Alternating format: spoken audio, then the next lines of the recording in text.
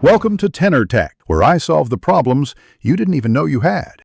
You start by preparing the workspace so you can draw immediately. Make sure your pad is charged, the pen paired, and firmware updated.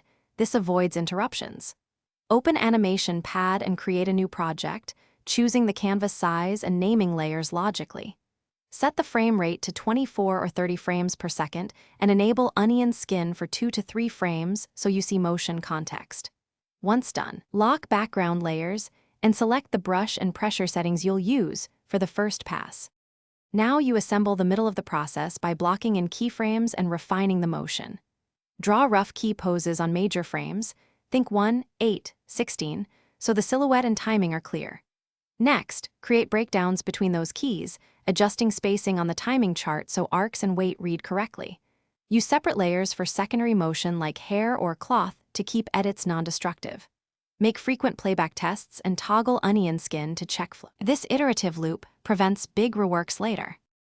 Finish by cleaning, coloring, and preparing the file for export so your work reads clearly on any device. Tidy line work and paint on separate passes, then add lighting or effects on overlay layers. Merge non-essential groups to reduce file size. Choose export settings that match delivery. Resolution, codec, and frame rate, then render a short test clip. If you encounter stutter or missing frames, check timeline frame timings, try a different codec, and update GPU drivers. These fixes resolve most final export. Thanks for watching. Subscribe to keep your life in tune.